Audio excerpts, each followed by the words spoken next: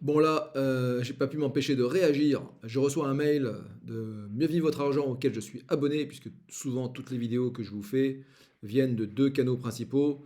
Donc en plus de toutes les recherches et de la veille que je fais, partout en fait, dans le cadre de mon métier, eh bien je suis abonné aux Échos, je suis abonné à Mieux vivre votre argent. Et donc je reçois un mail de Mieux vivre votre argent et dans la liste des sujets, l'un au-dessus de l'autre, eh bien je vous laisse découvrir qu'est-ce qu'on nous dit.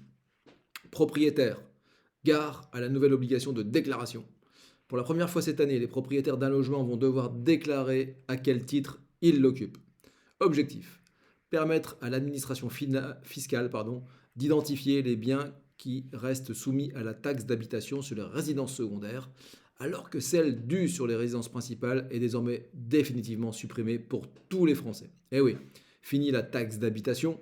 Donc l'État, effectivement, même si il y a eu un report sur les régions au niveau des taxes foncières, eh bien, l'État donc recherche du gros argent et cible les résidences secondaires. Donc, amis propriétaires, vous allez devoir déclarer et remplir cette fiche, cette nouvelle fiche qui sera envoyée certainement depuis le site de l'administration fiscale. Et en dessous, qu'est-ce que je lis? Donc voilà, tout ça pour vous dire que sur cette première partie, avant d'aborder la question juste en dessous, enfin le sujet juste en dessous, encore une contrainte de plus quand vous êtes propriétaire. Hein, je vous dis ça pourquoi? Parce que juste en dessous, les SCPI, qu'est-ce qu'on nous dit en titre? Les rendements étaient au rendez-vous en 2022. Et ben oui, ça a été. Il paraît que c'était la crise donc en 2022. Et il y a eu la crise si vous avez des portefeuilles en bourse ou si vous avez des assurances vie en unité de compte. C'est indéniable, il faut juste l'accepter et comprendre que ça va remonter. Mais ça, c'est autre chose, c'est un autre sujet. Mais donc, en revanche, les SCPI n'ont pas bronché. Il y a même des SCPI dont les rendements ont augmenté en 2022. Et tout ça sans aucune gestion. Hein, donc les SCPI, c'est ce qu'on appelle de la pierre papier. C'est vous achetez des parts de commerce, d'immeubles, d'EHPAD, d'entrepôts logistiques.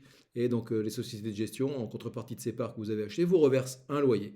Vous ne payez ni taxes, ni charges de copropriété, ni taxes foncières, ni travaux, vous ne gérez rien. Vous recevez vos loyers la plupart du temps trimestriellement, mais sur certaines SCPI aussi mensuellement. Et donc voilà, donc c'est parfaitement adapté si vous voulez de l'immobilier sans les contraintes. Et donc là, j'ai souhaité réagir sur ce petit enchaînement de sujets. Donc privilégiez les CPI si vous aimez l'immobilier et que vous n'avez pas envie d'être confronté à toutes les contraintes et à tous les risques propres à l'immobilier. À très bientôt.